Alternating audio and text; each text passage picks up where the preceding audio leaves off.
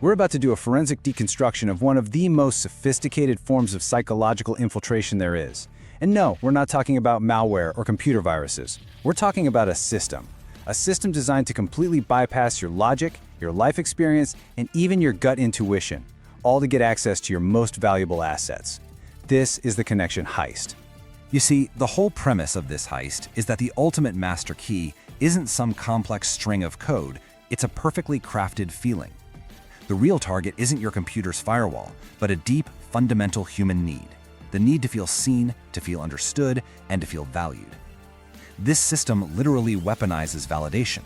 It takes our ancient evolutionary desire to belong and turns it into the very tool of our own downfall. And you know why it works? Because feeling truly, deeply valued is one of the most powerful psychological sedatives out there. It just feels so good, so right, that we willingly turn off our own alarm systems. So, if we want to build a defense, we have to dissect the attack first. Here's our roadmap. We're going to deconstruct this system from the inside out, starting with the neurobiology of the heist itself. Then we'll look at the anatomy of the target, before we dive into the actual playbook and finally, our strategic defense. First things first, you have to understand this is not a battle of wits. Connection exploitation works because it completely bypasses your rational mind. It goes straight for your brain's ancient, powerful chemistry. Think of it as a biological attack, just as much as a psychological one. The person on the other end isn't trying to convince you with facts. They're trying to literally change your brain chemistry so that facts don't even matter anymore. And right here, this is the core vulnerability. The belongingness hypothesis, it's a fancy way of saying that our need to connect is as fundamental as our need for food or shelter. It's that ancient survival instinct that lets us build families, form communities, and create societies. Now, in a healthy context, it's our greatest strength. But like any powerful driver, it can be hijacked. This deep, hardwired need to connect is the exact door a perpetrator is looking to walk through. They know that if they can just satisfy that hunger, we'll grant them access to pretty much everything else. So, this is the actual biological mechanism of the heist. When someone makes you feel deeply, truly understood, your brain releases oxytocin. You've probably heard of it, the trust hormone. It's the same chemical that bonds a mother to her newborn. But in this case, it's weaponized. It acts like a sedative for your rational mind. Oxytocin literally mutes the prefrontal cortex, that's your brain's CEO, the part responsible for analysis and skepticism. In other words, feeling deeply valued feels so amazing that your brain's alarm system just, poof, goes offline. You're not thinking clearly because the very chemistry of trust has told your brain there's no need to. So who's the ideal target here? Well, there's a huge misconception that these systems prey on people who are weak or unintelligent. The truth is, this system is designed to target capable, often very successful people, specifically when they're in moments of major change or transition. And why is that? Because transition creates a temporary vacuum of identity, and that vacuum is just desperate to be filled. Just think about these moments for a second. A recent retiree suddenly loses the professional identity that defined them for decades. They're asking, well, who am I now? Or a newly promoted executive who's now managing their old friends. Talk about a profound sense of isolation. They're thinking, who can I even talk to anymore? Someone going through grief feels like a part of their own story has just been amputated. It's during these exact transitions that our identity needs are screaming for attention, making us incredibly receptive to an outside voice that comes along and says, I see you. I know exactly who you are, and you are magnificent. It's manufactured validation delivered at the moment of maximum need. And now we get to the playbook. It's so important to get this. This is not a relationship that goes wrong. It is a cold, mechanical, and systematic process from the very first moment. It's called the significance extraction machine. Think of it like a technology of manipulation designed to manufacture a feeling of profound connection with just one goal in mind: extraction. This is the assembly line of the heist. It kicks off with targeting, often using AI to scrape social media for keywords like new chapter or lonely, things that signal a transition. Next up is mirroring, and this is the most critical phase. They adopt your exact language, your past traumas, your future dreams. They basically reflect your own soul right back at you. Then comes the pivot, where they tell you most people just don't get this, but you do, making you feel uniquely special. Then the isolation play begins, where they subtly suggest your friends and family are just holding you back. This is followed by a completely manufactured moral crisis, where you, and only you, are positioned as the hero who can save the day. And the final step, the entire point of this whole charade, is extraction. Every single step before it exists only to make this moment happen. Okay, this next phase, this is the most critical and honestly the most dangerous part of the whole thing. This is where the perpetrator psychologically separates you from your real-world support network, your family, your friends, your colleagues.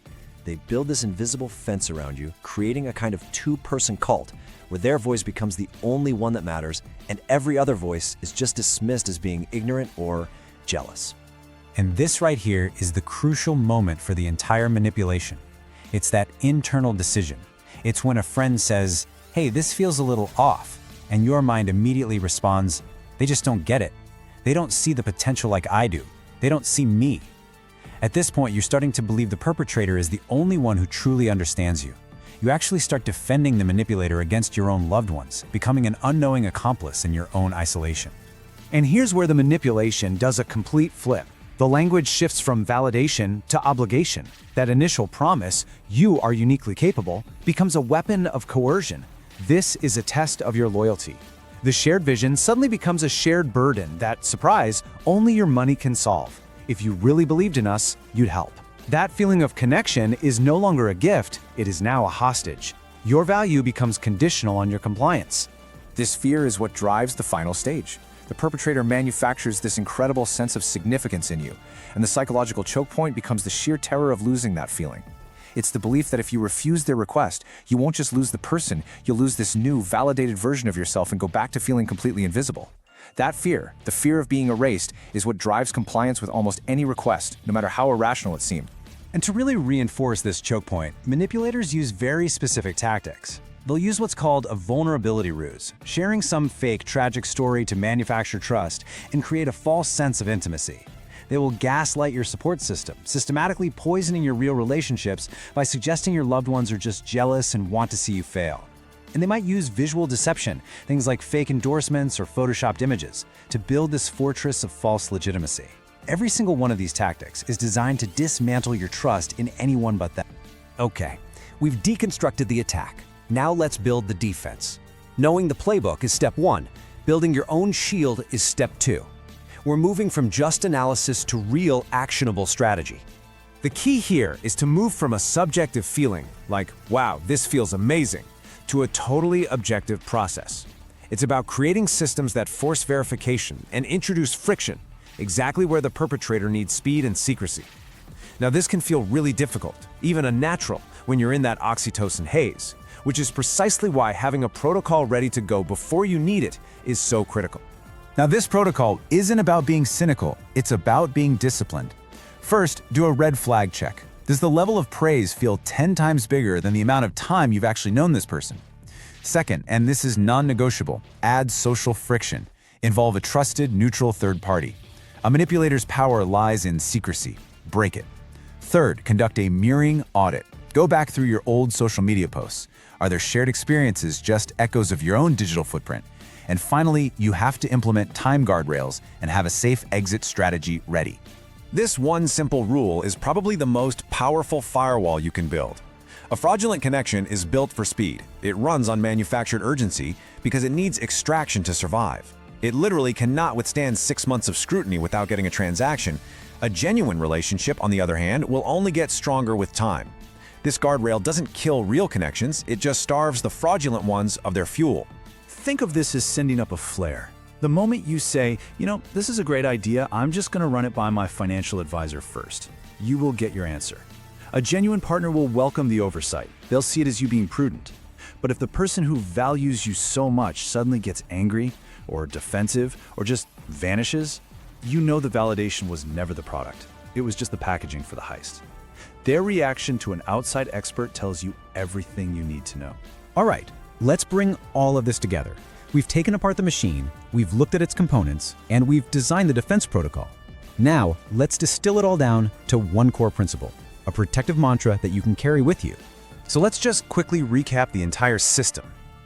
Connection exploitation is an identity hijacking system. It uses that neurobiological validation, the oxytocin rush, and tactical isolation to bypass your rational filters.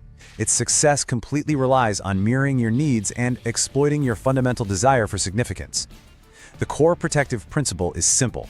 Real connection is built slowly, through shared experiences over time. It is never ever offered instantly.